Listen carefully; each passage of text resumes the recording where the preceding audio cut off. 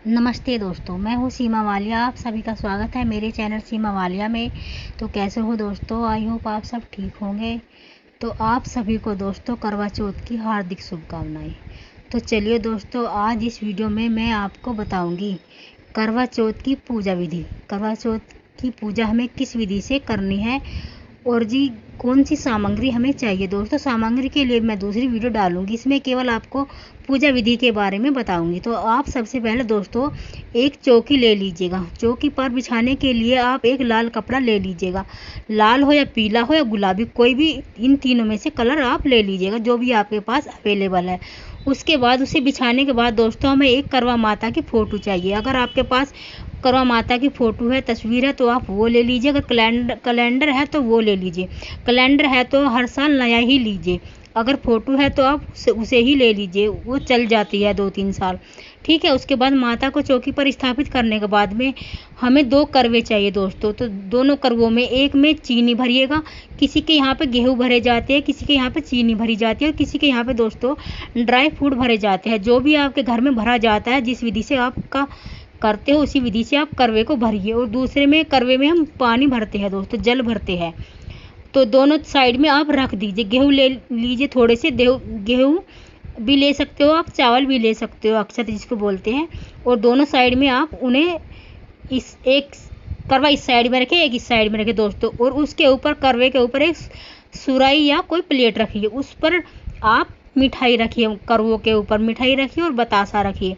फिर माता को हम टीका लगाएंगे। करवा माता को आप रोली कुमकुम का टीका लगा दीजिए दोस्तों। जितने भी फोटो है भगवान जी माता के फोटो में, भगवान जी या शिव जी, माता पार्वती, सभी को आप टीका लगा लीजिए।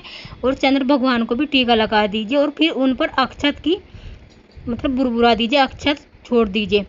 और उसके बाद हम सभी को एक एक फूल अर्पित करते हैं। गुलाब का हो, गेंदे का हो, जो भी आपके पास है, गुड़हल को एक एक माता को फूल चढ़ाइएगा दोस्तों। उसके बाद हमें दोस्तों दीपक जलाना है। दीपक आप घी का भी जला सकते हो। और आपके पास तिल का तेल है उसका भी जला सकते हो। जो भी आपकी इच्छा है आपके पास है उसका आप दीपक जला सकते हो। उसके बाद धूप बत्ती कर लेंगे, धूप दीप हम कर लेंगे। ठीक है जी। तो उसके बाद हमें पूजा की सामग्री लेनी है। जो भी हम करवा माता को सुहाग की सामग्री चढ़ाते हैं तो वो रख लेनी है हमें एक प्लेट में निकाल कर साइड में। और जो बायने में हम सास को कपड़े पूजते हैं, साड़ी सूट जो भी आप पूजते हो पूजा के लिए, वो रख लीजिए उन्हीं के ऊपर। ठीक है जी। तो वो ले लीजिए। और दक्षिणा रख लीजिए दोस्तों।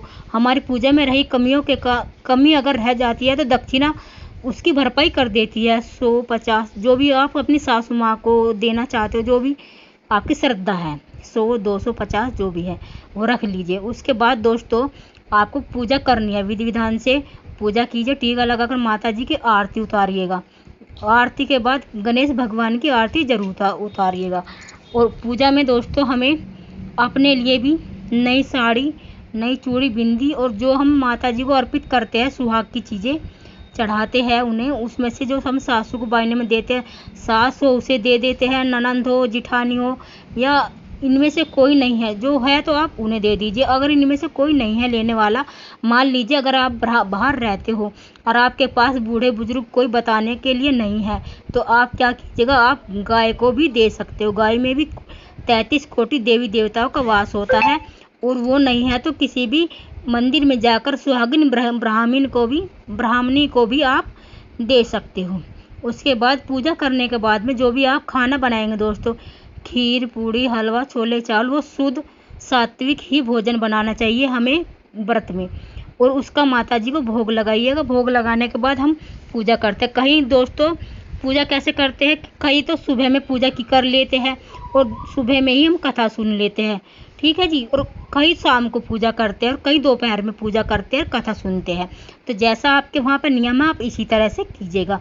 और एक पुस्तक जरूर होनी चाहिए दोस्तों। कथा अगर आप मान लीजिए आप अकेले भी रह गए हैं और आप अकेले में पूजा कर रही है तो करवा कैसे फेरे, तो आप पहले तो कथा सुन लीजिए। मोबाइल चलाकर भी आप सुन सकती हो। और अगर आप ग्रुप में सुनती हो तो वो अच्छा लगता है। जैसे कि वट सावित्री व्रत हो गया, करवा चौथ का व्रत हो गया, जितिया व्रत हो गई, या हरतालिका तीज हो गई, तो हम सभी ग्रुप में कहानी सुनते हैं। तो इस विधि से भी आप कहानी सुन सकते हो। उसके बाद गणपति भगवान की भी कहानी आप जरूर सुने। तो हमें एक पुस्तक भी चाहिए कहानी सुनने के लिए।